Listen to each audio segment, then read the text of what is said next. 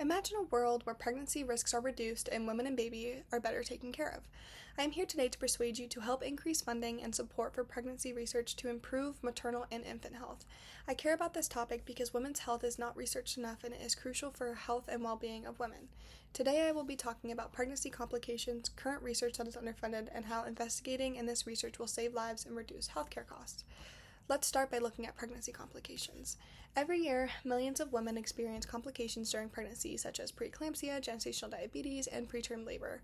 Many of these conditions can lead to serious health issues for both the mother and the baby, and in some cases, even death. The frustrating reality is that with earlier detection and better understanding, many of these complications can be prevented or managed more effectively. However, because pregnancy research has been historically underfunded, we still lack clear answers about causes, risk factors, and best treatments. Strengthening research efforts would give doctors and patients the tools they need to catch problems sooner and respond more effectively, potentially saving thousands of lives each year. To reduce these complications, early detection and regular monitoring can help. With frequent checkups and better screening tools can assist doctors to catch complications early. While it is clear that many pregnancy complications could be prevented with better care, the reality is that our ability to do so is limited, and that is because pregnancy research is still severely underfunded and incomplete. Let's take a closer look at the gaps that exist and why more research is urgently needed. Picture a world where pregnancy complications are no longer a mystery. Imagine doctors having access to powerful tools that can detect risks early, not by guessing, but by using solid research and advanced technology. Envision a future where no mother has to hear, "We don't know what's wrong," because research has already provided the answers. Instead of fear and uncertainty, there would be confidence, safety, and hope for every family expecting a child. The future is within reach, but only if we commit expanding pregnancy research today.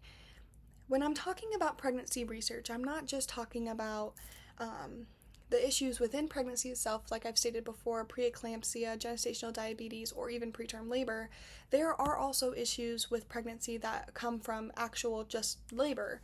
For example, there's research going on today that I have assisted with where we looked at epidurals. Epidurals are a big issue with pregnancy risks because when you are getting an epidural, you are going numb from your waist down. That's how it is supposed to be, but because women are given all of the same amount of medication, no matter your size, ethnicity, anything along those lines, it doesn't matter, you are given the same amount of medication.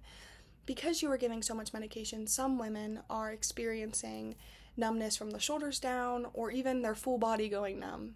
And it's hard to give birth to a baby when you can't feel anything to be able to give birth to the baby. And because of the medication being so high, a lot of women are experiencing hypotension, which is where your blood pressure is low, specifically below 100. And when your blood pressure drops that low, the baby becomes distressed. So there's fetal distress along with the mother having issues with hypotension. And because this is such an issue, women are either going against epidurals or against pregnancy overall because they're not sure what to do because the pain management that you are supposed to be given to help you give birth is either frowned upon or too invasive. Either way, with the research we have today, it's still not strong enough to know why women are going from regular vaginal births to early or emergency C-sections and even vacuum births. A vacuum birth is where they take instruments to help you get out the baby, in case anybody needed clarification on that. It is hard to have a baby for 9 months and then realize that you have issues in your pregnancy. As we've seen, pregnancy complications are far too common and often preventable with the right knowledge and early intervention. But to make that a reality, we need to address the gaps in research and ensure that all mothers have access to care and information they deserve. Now let's take a moment to consider what we can do to make this future possible. If we change our medications that we are given women, such as the epidural during labor, it should help them give birth so they do not have to go into emergency C-sections or have to drop their blood pressure or anything along those lines that is a risk during pregnancy. Now, problems like gestational diabetes, preeclampsia, things like that are detected early on in pregnancy. And with the research that is going on right now at McGee's Women's Hospital, they are looking into women who have preeclampsia, gestational diabetes, and they are looking at their RNA to see if we can find the mismatch in as to why we are having those issues with women. But because we've started this research so late, there isn't much for women now, but in the future there should be.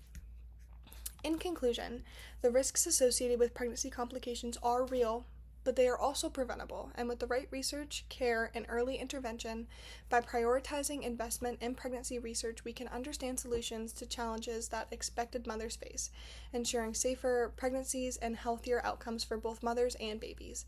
The time to act is now, for the health of our future generations, for the safety of every mother, and for the well-being of our society. Let's commit to supporting and advancing pregnancy research today for a better tomorrow. Thank you.